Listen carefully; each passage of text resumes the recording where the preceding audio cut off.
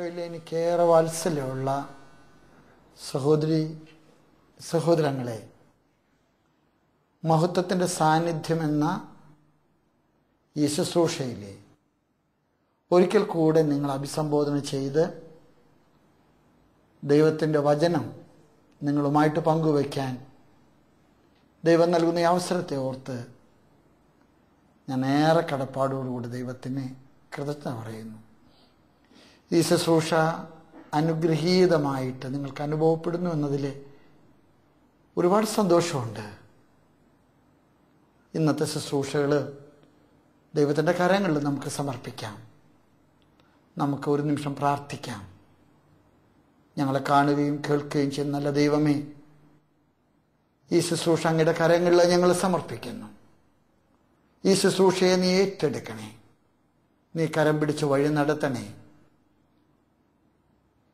ഈ ദൃശ്യമാധ്യമത്തിലൂടെ നിന്റെ മക്കളോട് വചനം പ്രഘോഷിക്കുന്ന അയോഗ്യനും ബലഹീനുമായി ദാസന്റെ മേലും, ഏറെ ആഗ്രഹത്തോടുകൂടി ഈ വചനം കേൾക്കാൻ കാത്തിരിക്കുന്ന നിന്റെ മക്കളുടെ മേലും നിന്റെ ആത്മാവിൻ്റെ ശക്തി നീ വർഷിക്കണേ. ഞങ്ങളുടെ ഹൃദയങ്ങളെ സ്പർശിക്കണമേ. ഈ വചനങ്ങൾ ഉപയോഗിച്ച് ഞങ്ങളെ കഴുകണേ. അത് ഞങ്ങൾക്ക് ആത്മാവിൻ്റെ അഭിഷേകത്തിനും വരദാനങ്ങളുടെ സമൃദ്ധമായ സംലപ്തതയ്ക്കും കാരണമാക്കണേ. ആമീൻ. എന്നെ കേൾക്കുന്ന എൻ്റെ സഹോദരങ്ങളെ,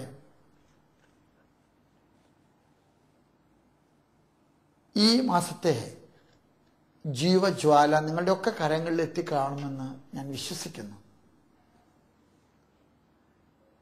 ഈ മാസത്തെ ജീവജ്വാലയിലെ കവർ സ്റ്റോറി നമുക്കൊക്കെ പ്രിയങ്കരനായിട്ടുള്ളൊരു തോമസ് ചേട്ടൻ്റെ കഥയാണ്. എമ്മാവുസുമായി ബന്ധപ്പെട്ട ആളുകൾക്ക് തോമസ് ചേട്ടൻ ആരാണെന്ന് ഞാൻ പറയാതെ തന്നെ അറിയാം. തോമസ് ചേട്ടൻ എടത്തുവാക്കാരനാണ്. അദ്ദേഹം ഒരു ടെക്നീഷ്യനാണ്.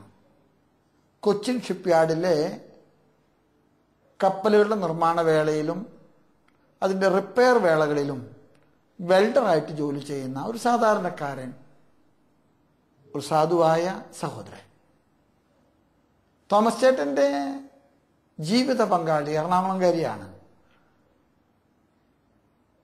വിവാഹം കഴിഞ്ഞ് അനുഗ്രഹീതമായ ആ ദാമ്പത്യത്തിന് ദൈവം ആദ്യ വർഷം തന്നെ ഒരു കുഞ്ഞിനെ സമ്മാനിച്ചു.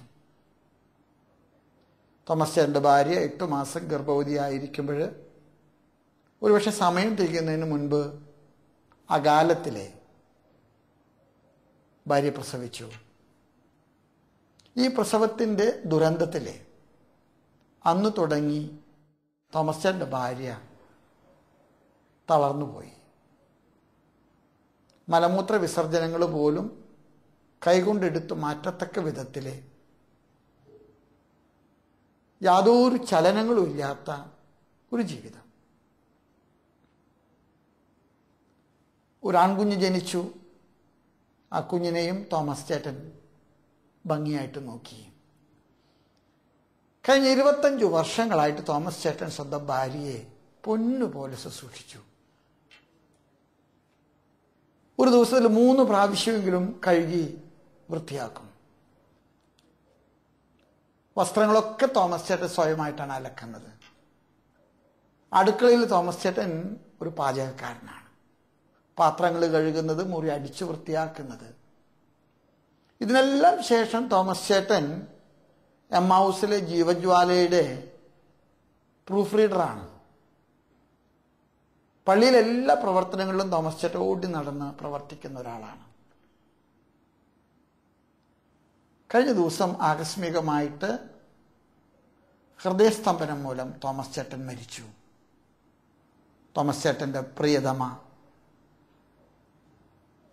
തോമസ് ചേട്ടൻ്റെ കുഞ്ഞ് ഇവർ അനാഥരാക്കിയിട്ട്. ഒന്നുകൂടെ ചേർത്ത് പറയാൻ എനിക്ക് ആഗ്രഹമുണ്ട്. ഈ പ്രസവത്തിന് ശേഷം ഭാര്യയുടെ ബുദ്ധി മന്ദീഭവിക്കുകയും 7 വയസ്സായ ഒരു കുഞ്ഞിൻ്റെ പോലും പക്വത ഇല്ല. തോമസ് ചേട്ടൻ്റെ കഷ്ടം നിങ്ങളൊന്ന് ആലോചിച്ച് നോക്കി. പക്ഷെ തോമസ് ചേട്ടൻ മരിച്ചപ്പോഴും ആ നാട്ടിൽ തോമസ് ചേട്ടൻ അറിയുന്ന സർവ്വ മനുഷ്യരും ഒന്നിച്ചു ചേർന്ന് തോമസ് ചേട്ടൻ്റെ ചിത്രം വലിയ ഫ്ലക്സിൽ ചിട്ടപ്പെടുത്തിയിട്ട് ആ നാട്ടിലെ സർവ്വ വിളക്കുകാലുകളിലും വഴിയോരങ്ങളിലും വെച്ചിട്ട് എഴുതി, ദൈവദാസൻ തോമസ് ചേട്ടന് ആദരാഞ്ജലികൾ. ഇത്തവണത്തെ ജീവജ്വാലയുടെ മുഖപ്രസംഗം ഈ തോമസ് ചേട്ടനെ കുറിച്ചാണ്.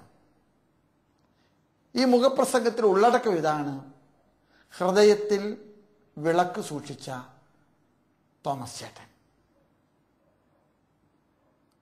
മത്തായിയുടെ സുവിശേഷത്തിലെ 5-ാമത്തെ അധ്യായത്തിലെ 15-ാമത്തെ തിരുവചനം നാം ഇപ്രകാരമാണ് വായിക്കുന്നത്: വിളക്ക് കൊളുത്തി ആരും പറയുടെ കീഴിൽ വെക്കാറില്ല, അത് പീഠത്തിലത്രേ വെക്കുന്നത്.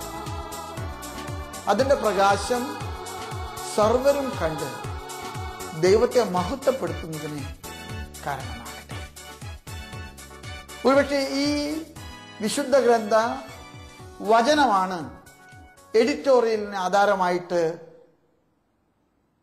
അവരെടുത്തിരിക്കുന്നത്. ഹൃദയത്തിൽ പീഠം ഒരുക്കി ആ പീഠത്തിൽ വിശ്വാസത്തിന്റെ വിളക്ക് തെളിയിച്ച തോമസ് ചേട്ടൻ. പരിശുദ്ധ പിതാവ് ഫ്രാൻസിസ് മാർപ്പാപ്പ തൻ്റെ ആദ്യത്തെ ചാക്രിക ലേഖനം പ്രസിദ്ധീകരിച്ചിരിക്കുകയാണ്. ആ ചാക്രിക ലേഖനത്തിന് മാർപ്പാപ്പ കൊടുത്തിരിക്കുന്ന പേര് വിശ്വാസത്തിന്റെ വെളിച്ചം എന്നാണ്.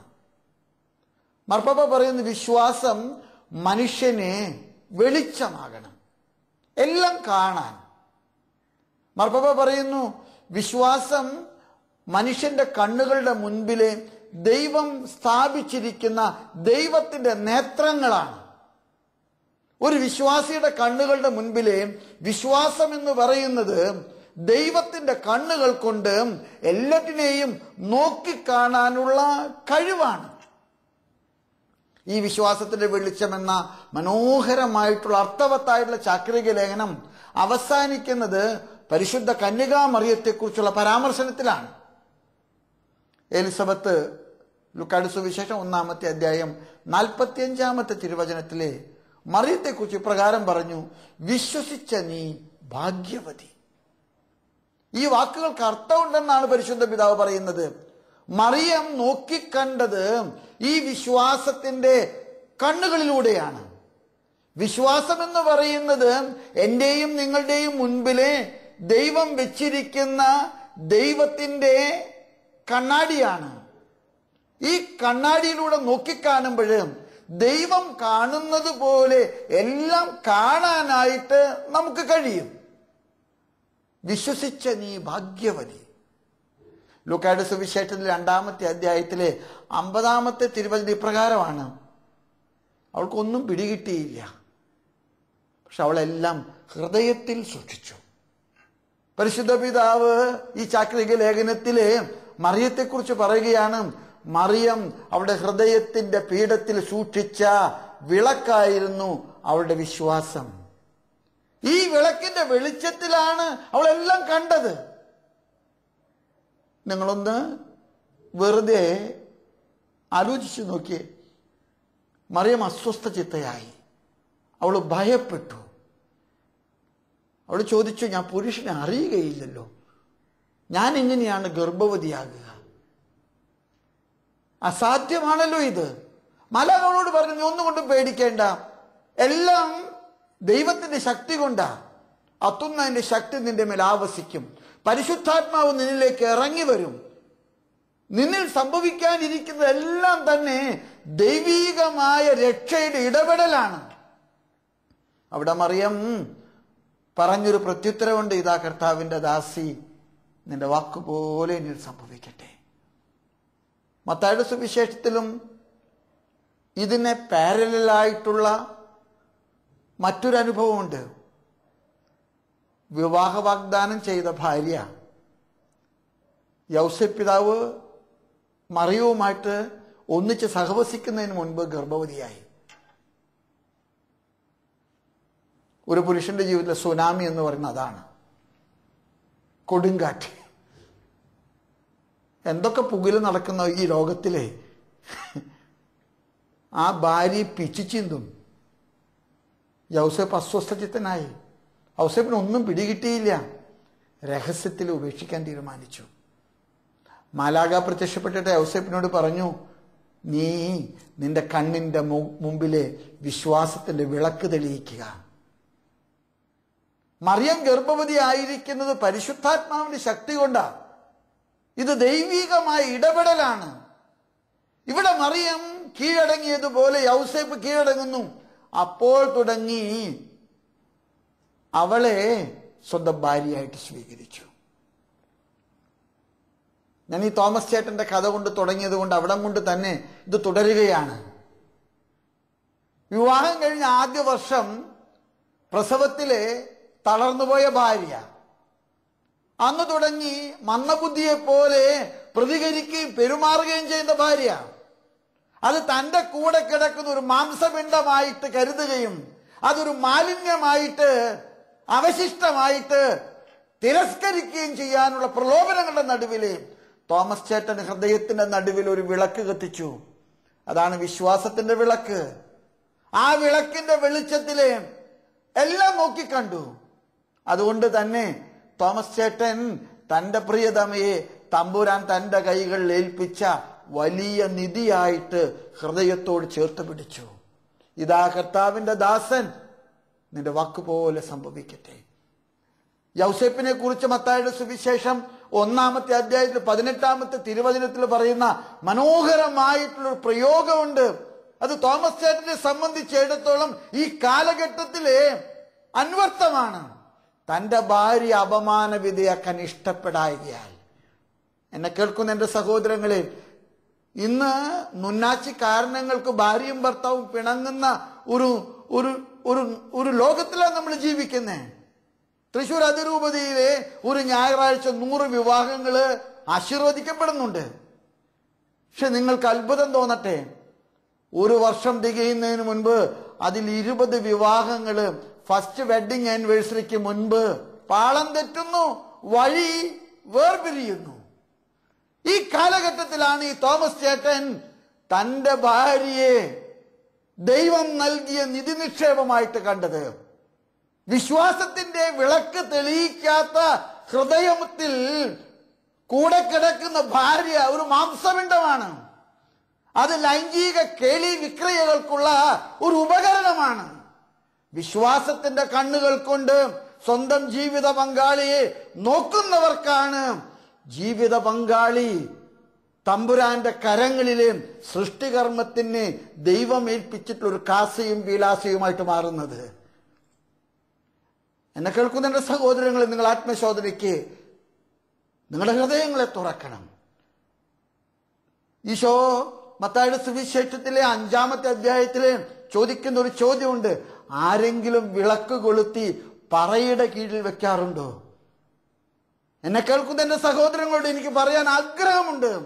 നിങ്ങളുടെ വിളക്കുകള് പറയുടെ കീഴിലായിരിക്കുമ്പോഴാണ് നിങ്ങൾ പൈശാചികമായിട്ടുള്ള പ്രലോഭനങ്ങൾക്ക് അടിമപ്പെടുന്നത്, ജഡത്തിന്റെ മോഹങ്ങളിലെ നിങ്ങൾ വീഴുന്നത്, ഈ ലോകത്തിന്റെ ആകർഷണങ്ങള് നിങ്ങളെ വഴിതെറ്റിക്കുന്നത്. കഴിഞ്ഞ 1-2 വർഷങ്ങൾക്ക് മുൻപ് ഒരപ്പനും അമ്മയും ഒരു പെൺകൊച്ചുമായിട്ട് എൻ്റെ മുറിയിൽ വന്ന് ഞാൻ ഓർമ്മിക്കുന്നുണ്ട്. അപ്പൻ ഒരു ബാങ്ക് ഓഫീസറാണ്, അമ്മ ഒരു ടീച്ചറാണ്.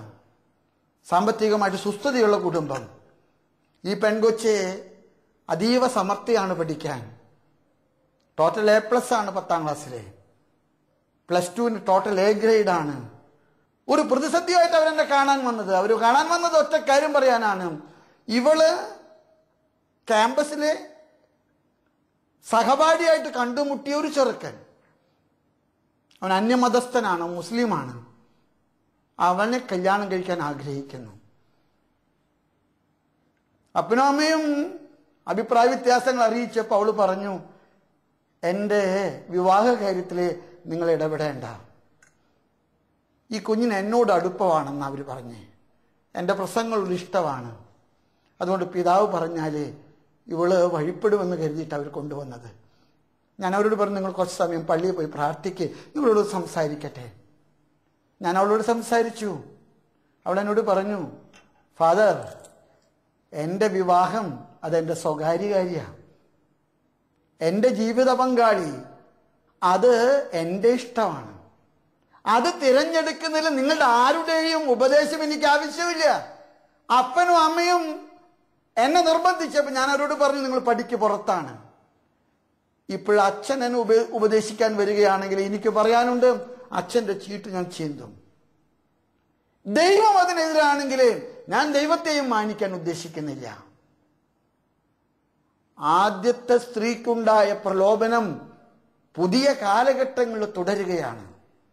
ഈ ഫലം നീ ഭക്ഷിക്കുക, നിന്റെ കണ്ണു തുറക്കും. പിന്നെ നിനക്ക് മാതാപിതാക്കൾ വേണ്ട, നിനക്ക് വൈദികര് വേണ്ട, നിനക്ക് സഭ വേണ്ട, നിനക്ക് ദൈവം വേണ്ട. നിന്റെ സൗകര്യങ്ങൾ നിന്റെ അവകാശങ്ങളാകുന്നു. പീഠത്തിൽ വെച്ച വിളക്ക് അത് പ്രകാശമാണ്. അവിടെ നിങ്ങൾ ദൈവത്തെ കാണും, അവിടെ നിങ്ങൾ മാതാപിതാക്കളെ കാണും, അവിടെ നിങ്ങൾ സഭയെ കാണും. എന്നാൽ ഈ വിളക്കെടുത്ത് പറയുടെ കീഴിൽ ഒളിച്ചു വെച്ചാലോ നിങ്ങളുടെ കണ്ണുകളുടെ മുൻപിൽ അന്ധകാരമാണ്, ജഡമാണ് നിങ്ങളുടെ ലോകം. പിശാചിന്റെ അവകാശങ്ങളാണ് നിങ്ങളുടെ ചക്രവാളങ്ങള്. ഹൃദയത്തിലെ പീഠമുണ്ടാക്കുക, ആ പീഠത്തിൽ വിളക്ക് കത്തിക്കുക. എനിക്ക് പലപ്പോഴും തോന്നുന്നുണ്ട്, ഇന്നത്തെ ലോകത്തിലെ വിശ്വാസിയും അവിശ്വാസിയും എന്ന് പറയുന്നത്, ഞാൻ പറയും, കാഴ്ചയുള്ളവനും കാഴ്ചയില്ലാത്തവനും പോലെയാണ്.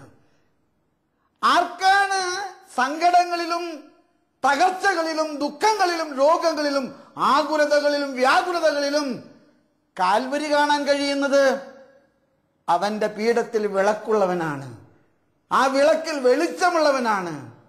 ആ വെളിച്ചത്തിൽ നോക്കുമ്പോൾ ദൈവത്തെ കാണും. കാൽവരിയിലും ഒരു ദൈവമുണ്ട്. ബേത്ലഹേമിലെ പിള്ളക്കച്ചകൾക്കും ഇടയിൽ ഒരു ദൈവമുണ്ട്.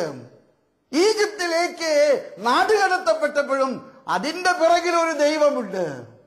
ഈ വിളക്കിന്റെ വെളിച്ചം നഷ്ടപ്പെട്ടാലോ ഒന്നിനും അർത്ഥമില്ല.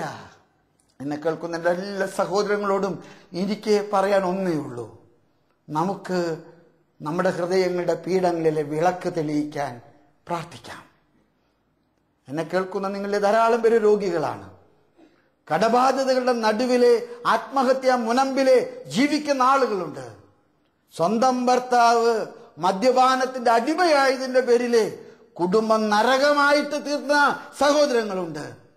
മക്കള് വഴിതെറ്റിപ്പോയതിന്റെ പേരിലെ മനസ്സ് നൊന്ത് ഹൃദയത്തിൽ വ്യാകുലങ്ങൾ ഏറുന്ന മാതാപിതാക്കളുണ്ട്. എനിക്ക് നിങ്ങളെല്ലാവരോടും പറയാൻ ഒന്നേ ഉള്ളൂ, നിങ്ങളുടെ ഹൃദയത്തിന്റെ പീഠത്തിലെ ഈ വിളക്ക് തെളിയിക്കുക, വിളക്ക് തെളിച്ച് പീഠത്തിൽ വെക്കുക. തോമസ് ചേട്ടൻ ഒരു പാവപ്പെട്ട മനുഷ്യൻ. 25 വർഷക്കാലം അദ്ദേഹം സ്വന്തം ജീവിതത്തിലെ സഹനങ്ങളുടെ നടുവിലെ വിവാഹത്തിന്റെ മധുവിധം ആഘോഷിച്ച മനുഷ്യനാണ്. ഒരു സന്തോഷവും ജഡികമായിട്ട് അദ്ദേഹത്തിന് കിട്ടിയിട്ടില്ല. ലോകത്തിന്റെ അളവുകോല് വെച്ചാല് തോമസ് ചേട്ടന് സങ്കടങ്ങളുടെ പാനപാത്രം മാത്രമേ ദൈവം കരങ്ങളിൽ കൊടുത്തിട്ടുള്ളൂ. പക്ഷെ തോമസ് ചേട്ടൻ ആ സങ്കടങ്ങളുടെ നടുവിലെ ഒരു പുതിയ കാഴ്ചപ്പാട് കണ്ടു. എന്താണെന്നറിയാമോ? സ്വർഗരാജ്യത്തിന്റെ ഈറ്റുനോവ്. സ്വർഗരാജ്യത്തിന്റെ ഈറ്റുനോവ്. ഒരു കുഞ്ഞ് ജനിക്കുന്നത് വരെ ഒരു അമ്മ അനുഭവിക്കുന്ന വേദന, ആ കുഞ്ഞിന്റെ ജനനം അമ്മയ്ക്ക് സന്തോഷമാകും. കുഞ്ഞ് ജനിച്ച് പിറന്നു വീഴുമ്പോൾ അതിന്റെ ആദ്യത്തെ കരച്ചില് അമ്മയുടെ ഹൃദയത്തിലെ സ്വർഗം തുറക്കുന്ന സന്തോഷമാണ്. ഒരുപക്ഷെ തോമസ് ചേട്ടൻ ഈ സങ്കടങ്ങളുടെ ഒക്കെ നടുവിലെ ഈ ലോകത്തിന്റെ അടിമത്തത്തിന്റെ കെട്ടുപാടുകൾ വിടുവിച്ച് സ്വർഗത്തിലേക്ക് പറന്നുയർന്നപ്പോഴും അദ്ദേഹത്തിന്റെ ചിറകുകൾക്ക് സ്വർഗരാജ്യത്തിന്റെ വലുപ്പമുണ്ട്. അദ്ദേഹത്തിന്റെ ഹൃദയത്തിലെ വെളിച്ചം സ്വർഗരാജ്യം കാണിക്കുവോളം അദ്ദേഹത്തിന്റെ മുൻപിലെ വിളക്കും വെളിച്ചവുമാണ്. നമുക്ക് പ്രാർത്ഥിക്കാൻ പ്രിയമുള്ളവരെ. ഞാൻ ഈ പ്രസംഗം അവസാനിപ്പിക്കുന്നതിന് മുൻപ് ഒരുപക്ഷെ നിങ്ങൾക്ക് അറിയാൻ കൗതുകമുള്ളൊരു കാര്യമാണ് ഞാൻ പറയട്ടെ. ഈ പെൺകൊച്ചിന് എന്ത് സംഭവിച്ചു എന്ന് കഴിഞ്ഞ ദിവസങ്ങളിൽ ഞാൻ കേട്ടു. അവളുടെ വിവാഹം വിജയിച്ചില്ല. അവൾ തെരഞ്ഞെടുത്ത അവളുടെ ഭർത്താവ് അധികം താമസിക്കുന്നതിന് മുൻപ് അഭിപ്രായ വ്യത്യാസങ്ങളുടെ നടുവിലെ വേർപിരിയാൻ ആവശ്യപ്പെട്ടു.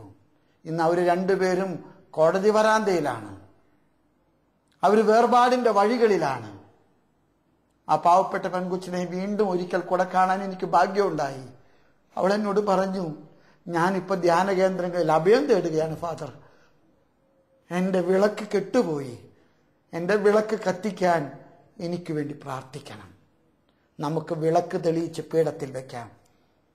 നമ്മുടെ ഹൃദയത്തിൻ്റെ നടുവിൽ കത്തുന്ന വിശ്വാസത്തിൻ്റെ വിളക്ക് കൊണ്ട് നമ്മുടെ കണ്ണുകൾക്ക് സ്വർഗരാജ്യം കാണാൻ, സ്വർഗരാജ്യത്തിൻ്റെ പ്ലാനും പദ്ധതിയും കാണാൻ, സ്വർഗരാജ്യത്തിന് വേണ്ടി കഠിനാധ്വാനം ചെയ്ത് ജീവിക്കാനുള്ള കൃപയ്ക്ക് വേണ്ടി പ്രാർത്ഥിക്കാം. എന്നെ കേൾക്കുന്ന നിങ്ങളായിരിക്കുന്ന സ്ഥലങ്ങളിലെ കരങ്ങൾ കൂപ്പി നിങ്ങളുടെ സർവ്വനിയോഗങ്ങൾ, നിങ്ങളുടെ സർവാവശ്യങ്ങൾ കർത്താവിൻ്റെ കരങ്ങളിലേക്ക് സമർപ്പിക്കുക. ഞങ്ങളെ കാണുന്ന കർത്താവേ, കരം പിടിച്ച് വഴി നടത്തുന്ന കർത്താവേ, നിന്റെ മക്കളുടെ മേൽ കരുണ തോന്നണേ. ഞങ്ങളുടെ വിശ്വാസം വർദ്ധിപ്പിക്കണേ എന്ന് അപ്പസ്തോലന്മാരെ പോലെ ഞങ്ങൾ പ്രാർത്ഥിക്കുന്നു. ഞങ്ങളുടെ കെട്ടുപോയ വിളക്കുകൾ വീണ്ടും നീ കത്തിക്കണേ. നിന്നെ കാണാൻ, നിന്റെ കണ്ണിലൂടെ എല്ലാം നോക്കിക്കാണാൻ, ഞങ്ങളുടെ സഹനങ്ങളെ നോക്കിക്കാണാൻ, ഞങ്ങളുടെ കുടുംബങ്ങളെ നോക്കിക്കാണാൻ, ഞങ്ങളുടെ വിശ്വാസത്തെ നോക്കിക്കാണാൻ, ഈ ലോകത്തെ നോക്കിക്കാണാൻ, ഞങ്ങളുടെ സമ്പത്തിനെ നോക്കിക്കാണാൻ, ഞങ്ങളുടെ കഴിവുകളെ നോക്കിക്കാണാൻ, ഞങ്ങളുടെ സിദ്ധികളെ നോക്കിക്കാണാൻ. കർത്താവ്, ഇതെല്ലാം നീ ഞങ്ങൾക്ക് നൽകുന്ന സ്വർഗത്തിലേക്കുള്ള ചവിട്ടുപടികളാണ് ഞങ്ങൾ കാണട്ടെ. എന്നെ കേൾക്കുന്നതിൻ്റെ മക്കളുടെ മേൽ കരുണ തോന്നി അവിടെ നിയോഗങ്ങൾ ഏറ്റെടുക്കണേ. സർവ തിന്മകളിൽ നിന്ന്, ജഡത്തിന്റെ ദുരാശകളിൽ നിന്ന്, ലോകത്തിന്റെ അടിമത്തത്തിൽ നിന്ന്, പിശാചിന്റെ ബന്ധനങ്ങളിൽ നിന്ന് എല്ലാവരെയും വിടുവിപ്പിക്കണമേ. കർത്താവായ ഈശോയെ, നിന്റെ നാമത്തിലെ, നിന്റെ കുരിശിന്റെ വലിയ സഹനത്തിന്റെ വിലയിലെ, നിന്റെ തിരുരക്തത്തിന്റെയും തിരുശരീരത്തിന്റെയും യോഗ്യതയിലെ ഞങ്ങൾ നൽകുന്ന ഈ പ്രാർത്ഥന സ്വീകരിച്ച് ഞങ്ങൾക്ക് ഉത്തരമരുളണമേ. ആമേൻ.